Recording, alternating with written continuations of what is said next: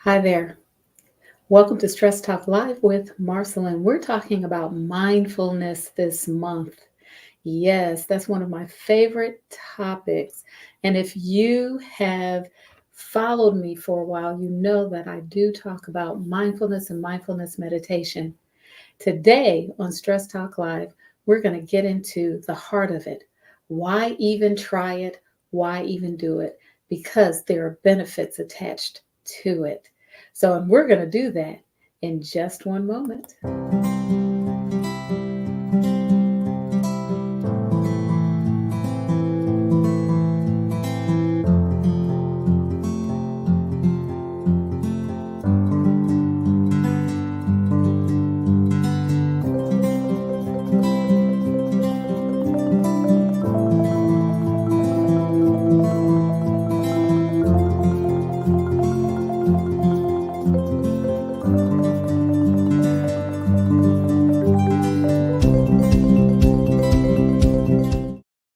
Hey, you're back. So am I.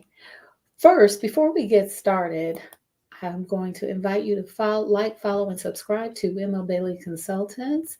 This is where you will get information about taking good care. Why? Because we support women over 40 by sharing strategic stress management and solution focused self care to them, to us. We share what we use. We share what we use. We share what we use and what works. Also, if you'd like to know more about ML Bailey Consultants, just go to this tab link. If you're watching via Instagram, I'm sorry, via YouTube or Facebook, you will be able to see the link. If you're listening to the podcast, the link is in the information and the description. So please follow, like, and subscribe and learn more about us at this tab link. You can always go to my website at mlbaileyconsultants.com. What are we talking about today? You know, I'm not wasting any time, am I? No, because I'm excited about talking about this subject. I just completed a teacher training program to deliver to meta meditation. And I will share what that is um, a little later on in this month, but I am excited. I am certified to teach meta meditation, and I'm also certified to teach mindfulness meditation through Dharma Moon and Tibet House. And you're probably wondering, well, gee, you said mindfulness meditation and you said meta meditation. What? There's a difference? Yes, there is a difference. And that's part of what we're going to talk about this month. But today, I want to give you the basics. I want to just share with you why we even talk about mindfulness meditation. What is that about and what are the benefits? Because there are many benefits, but I'm going to just focus on three main benefits today. So, before we get started, though, I want to do a little bit of an experiment. I'd like for you to just sit quietly for 30 seconds, and I'm actually going to put my countdown timer on the screen, and you'll be able to see it, and you'll be able to hear the music that accompanies the countdown timer. It is exactly 30 seconds. And for those 30 seconds, I basically would like for you to just focus on your breathing. And when I say focus on your breathing, I want you to place your attention on the air going in and out of your body. Inhale, exhale, wherever you feel it the most, that's where I'd like for you to place your attention. Then I'd like for you to do me a favor. When you notice that you are no longer focusing on your breath, on your breathing, and that your mind has wandered off, I want you to take note of that and just jot down the time on the countdown timer.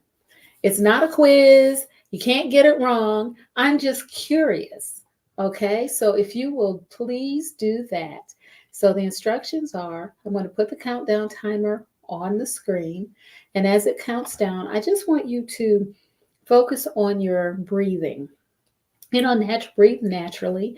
And as you're focusing on your breathing, when you just notice that you're no longer focusing on your breathing, like all of a sudden you're thinking about the chicken that you have in the oven, or all of a sudden you were interrupted, or your mind just started wandering off to what you're going to be doing tomorrow, I want you to jot down the time that's on the countdown timer.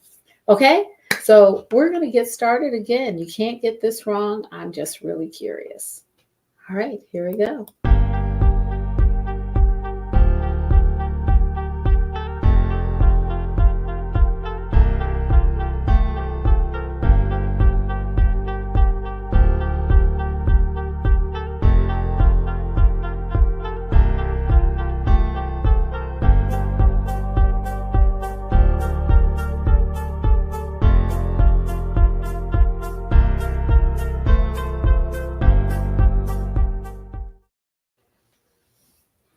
I was just getting a drink of water.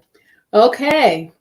So for those of you who practiced with me, um, when you just drop in the chat, in the comments, just your time, the time that you notice that your mind wandered. Again, I'm just curious.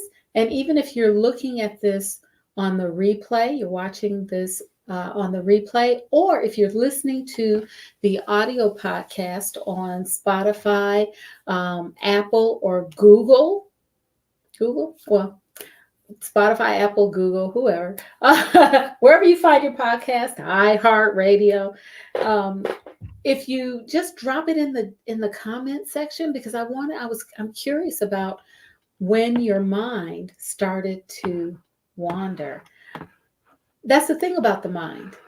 The mind wanders, the mind thinks, the mind doesn't focus unless we train it.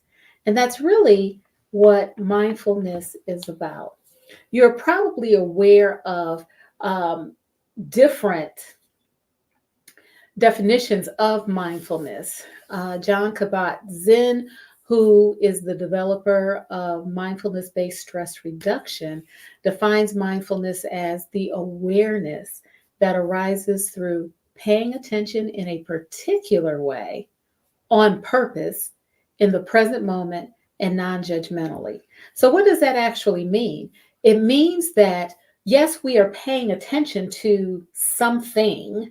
We're paying attention, we're focusing, our awareness is on something, but we're doing it in a certain way. There's a certain manner, there's a certain technique that we're using when we're paying attention to this thing. Not only are we paying attention in a certain way, we're also doing it intentionally. There's intentionality around our paying attention. It's not just that something comes and it goes. We are actually paying attention by focusing our awareness and all of our focus, all of our attention on that thing. And we're doing it intentionally. We're doing it not because we have to. We're doing it not because we're forced to. We're doing it because we're being intentional about it. So we're paying attention, we're doing it in a certain way, and we're also doing it on purpose. We're intentional. There's another caveat to this: in the present moment. Now, the thing about present moment is really interesting in that the moment you're in the present moment, you're out of it. Let me say that again. The moment you're in the present moment, you're out of it. How long does a moment last? It doesn't. It really doesn't. I mean, we can look at our watches and we can keep chronological time. The thing about it is, time moves. It's not static. It doesn't stay still. It moves. So we can be at point A and time continues to move, or it could be 1 o'clock, but 1 o'clock, it becomes 1 o'clock in 1 second, 1 o'clock in 2 seconds, 1 o'clock in 3 seconds, 1 o'clock in 4 seconds, right? So it moves. So being in the present moment is also very key. We're not in the future thinking about what we're going to do tomorrow at work, and we're not thinking about what's in the oven right this moment. We're not thinking about what we're going to do with the item that's in the oven, and we're not in the past. We're not thinking about what happened yesterday or what happened 5 minutes ago. We are right here in the present moment. And you're listening to me. You're with me. Thank you. I'm so grateful. There's another point to this: non-judgmentally. Doing all of this, paying attention in a certain way, being intentional about it, being in the present moment, not in the future, not 1 second in the future, not 1 second in the past, and doing it non-judgmentally, without critique, without judgment, without bias, without an opinion. That encapsulates mindfulness. Now, my senior teacher, David Nichtern, who is the founder of Dharma Moon, had a slightly different definition, which is basically the same, but it's a little simpler. David said that mindfulness is learning to bring our attention to the present moment and simply seeing what arises without bias or judgment. That's a little simpler, but basically it's the same thing. David's take is that we have to learn to do it, and we do. Because as I said earlier, the mind thinks, the mind wanders. The mind is like a 2-year-old that tries different things and wants to see different things and is constantly striving to learn and explore, and it's curious. And so it's going in many different places. Sometimes it seems at the same time. So we have to learn to bring our attention to that present moment, not in the future, not in the past, right? Not 1 second in the future, not 1 second in the past, but in that present moment. We have to learn and train our brain, train our mind to stay in the present moment. And then once we're there, whatever comes up, comes up. We're not trying to think of anything. We're not trying to conjure up anything in our head. We're not using our imagination. We're not squelching our imagination. We're just being. And we're seeing what comes up. And then whatever comes up, we notice it without bias, without judgment, without critique, without any of those things that we do on a regular basis. We just notice it. It's like the clouds passing in the sky. We notice them. They're there. And we might see some that are very pretty to us. We may see some that look like animals to us. We may see some that are dark. It might make us think it's going to rain. But they're just passing in the sky. Okay? So those are two great definitions of mindfulness, in my opinion. Those are the definitions that I always go back to as a reminder of what mindfulness is. So I've talked about what mindfulness is. I've talked about how it's paying attention in a certain way.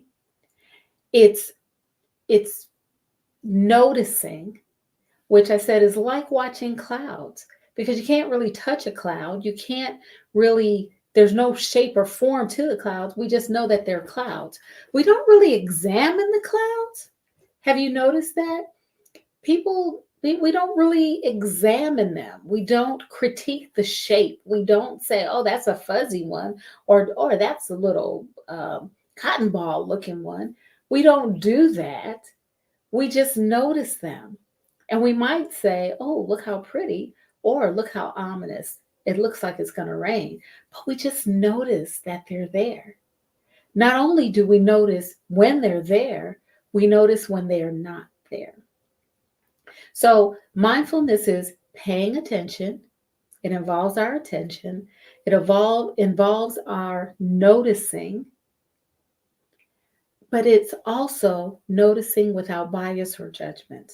As I said before, we don't critique, we don't research, we don't ponder, we don't ruminate. We just notice it and let it go by, just like the clouds. So, mindfulness is like this new, everybody's doing it, right? Everybody's doing it. It's the thing. It's the thing to do. But guess what? Now, mindfulness is not new. It's actually centuries old. It's a foundational practice in the tradition of Buddhism. Now, the way we learn it here in the United States is it's a secular practice. The way we learn it and the way I was taught to teach it, I was taught to teach it as a secular practice. However, the roots of mindfulness is in Buddhist tradition. And that's over 2 centuries. It's over 2,500 years old. Now, I'm sharing that not to scare you away from it, not to say, oh my goodness, I can't practice this, not to scare you away from it, but to share its longevity with you. It's a practice that has longevity. And with that longevity, there are many benefits, which I'm going to share with you in just a few moments. But it's a centuries old practice. And as I said, its roots are found in Buddhist tradition. Now, there are many different styles and lineages with mindfulness, but they are all based in the tradition from which they stem.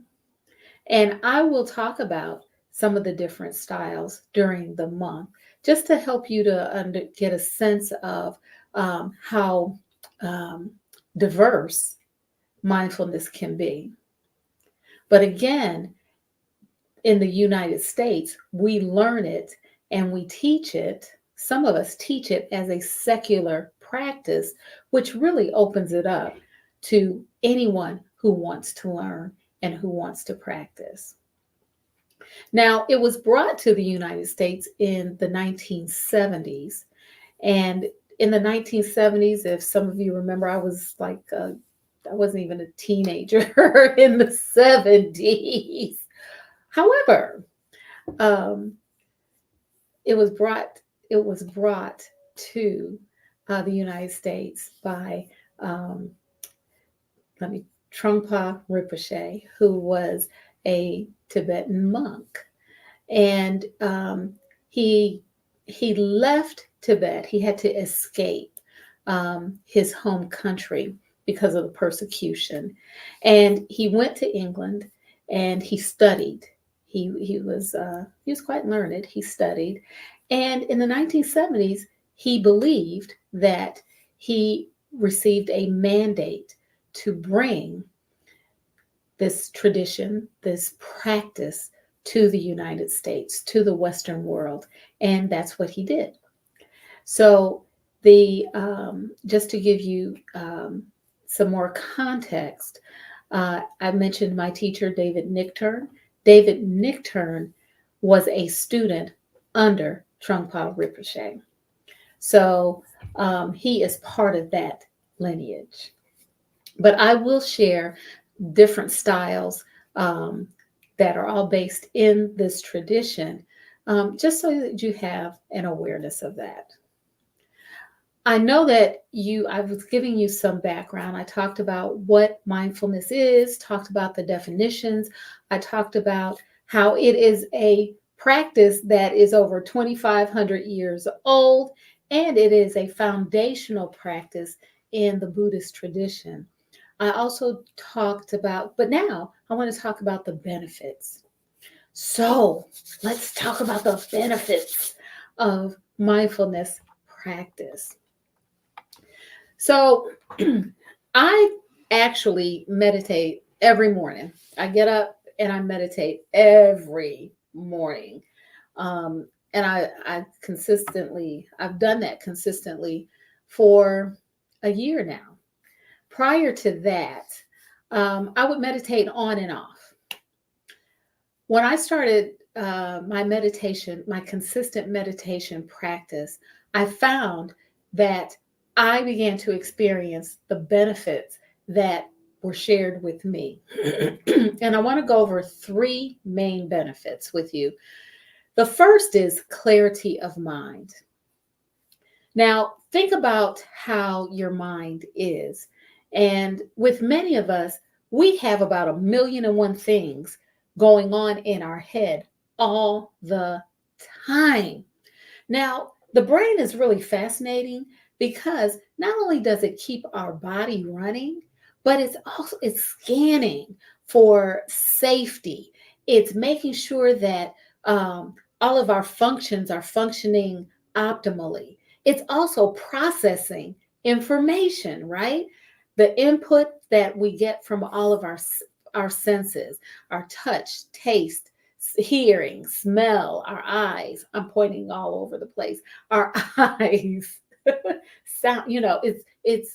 It's processing all of this information. There's a lot going on in our head, but then we couple that with the things that concern us, the things that we need to do, the things that are happening in our neighborhood. Right now, I live near I hear the sirens.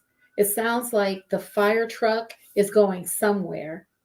I don't know that it's coming in our neighborhood. It doesn't sound that closely, but I live near the police station and the fire station. And so I can hear that outside of my subdivision right now. So my brain is like, what's going on? Right? So we're constantly handling lots and lots of information. It's a constant. I talked about our worries and our concerns. So when all of that is in our head, it's hard. We have to weed it out. We have to clear it out so that we can think clearly. It's kind of like having a lot of stuff in your storage room where it's cluttered. I'm pointing over here, where it's cluttered, and you can't find something, and you have to move things out of the way in order to find the item that you're looking for. Sometimes we just give up and say, "Oh, I can't find it, so forget it." Our mind is like that. When we have a lot of stuff in our mind and it's cluttered, it's hard for us to think. We have trouble thinking. We have trouble pulling out information. We have trouble thinking about a person's name. We have trouble remembering a date. We have trouble remembering things we were supposed to do because there's so much in there. Consistently practicing mindfulness meditation helps us to clear the clutter. It helps to weed those things out because we no longer hold on to the things that are not useful to us and do not help us. It just weeds it out.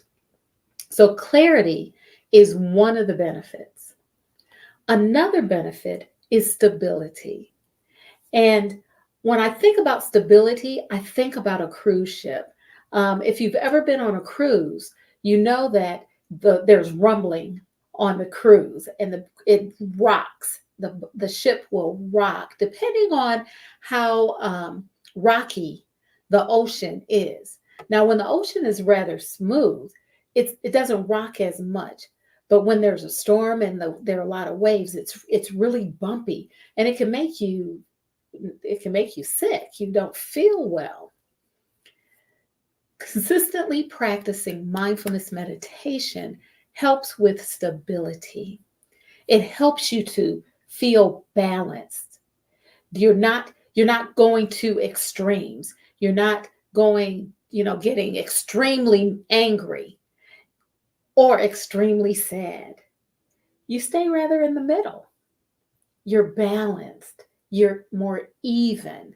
You don't fly off the handle, or you don't just cry, because you're more balanced, because you've trained your brain to handle certain things in a certain way. So the practice of mindfulness meditation helps with stability. You're not rocking to and fro like a ship. When you're on a cruise ship, you can set your feet so that you're stable. And although things may be rocky, you are able to be on firm ground without fear of, again, going to extremes or falling over, right? Not getting something that you need. So the benefits of mindfulness meditation, consistently practicing mindfulness meditations, are: number one, clarity, and they're not in any order, but the first one I talked about was clarity. The second one I shared was stability. Now, the third benefit that I will share with you is that of resilience. When someone practices mindfulness meditation consistently, they they have a resilience. They build their ability, their resilience. Okay, let me say it that way. And resilience is when you're able to bounce back. When we talk about children, right? Children are so funny. If a child falls, that child is likely to just get up and start running again if we don't make a big deal out of it, right? That's being resilient. If they fall off their bike, they'll get up and get back on that bike and start riding again. Children don't know any different. They just say oops and they keep going as long as we don't make a big deal. Now, when we become adults, however, where it's a little harder to maintain a resilient spirit, because what? Our brains are cluttered, we're off balance, and we have all of these worries and concerns that we imagine might happen, right? We think we are mind readers or we are clairvoyant and we can predict the future. So, our resilient nature is hampered by our ability to think beyond right now. And because of that, it makes it difficult. We cause ourselves to suffer more. When we are resilient, we know we may have a situation that may take more energy, that may take more work. However, we are energized and we're able to get through it by practicing mindfulness meditation. Because again, we're what? We are dealing with the present moment without judgment, and we're doing it intentionally in a certain way. So we're not jumping to the future, we're not hanging on to the past, but we are pliable, like a rubber band. We're pliable, like a 2-year-old or 5-year-old who falls off their bike. We just get up and we keep going. So there's resilience. So these are the three benefits I wanted to share with you: clarity, stability, and resilience. I shared with you earlier that I began practicing mindfulness meditation consistently a year ago, and I meditate every morning. I get up early so I can do it. And I wanted to share with you what I've found for myself. First, I I have fewer extreme reactions. I'm not flying off the handle like I am known to do. I'm just being real with you. I am not flying off the handle. I'm not jumping, like going, you know, from 0 to 60 in 2 seconds. Um, I'm more even tempered. I'm more even. I don't jump to conclusions. I don't, I'm not, um, I'm not making assumptions.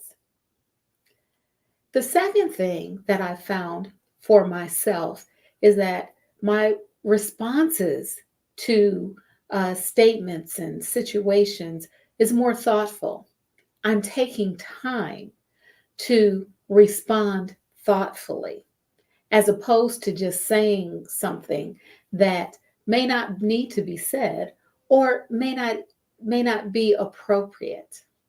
So I'm more thoughtful in terms of my responses. I've also found that I ruminate less on situations or statements or things. I don't spend time thinking about things and going over and over and over them in my head. I'm letting things go. So for me, I have found I'm experiencing the benefits of mindfulness meditation. And I wanted to share those things with you as well. And all through the month, I'll be doing that. We're going to talk a little bit more about mindfulness, what it is, how to practice it, as well as some of the different types and styles of mindfulness meditation.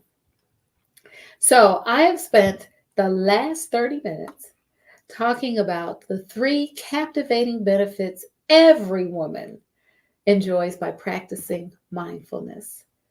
I answered the question, what is mindfulness? I talked about how old it is. It's centuries old. So these benefits are proven. Not only are they proven anecdotally, they are proven by research. And I talked about the three main benefits that I wanted to share with you today.